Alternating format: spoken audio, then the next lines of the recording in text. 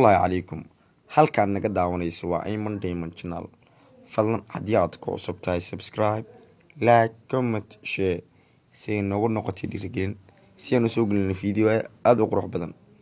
mar kale waxaan ku xasuusinayaa inaad noo saarto subscribe. waa walaalkiin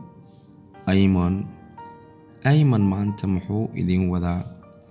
Ayman maanta wuxuu idin wadaa xaqa uu waalidka ku leeyahay ilmihiisa.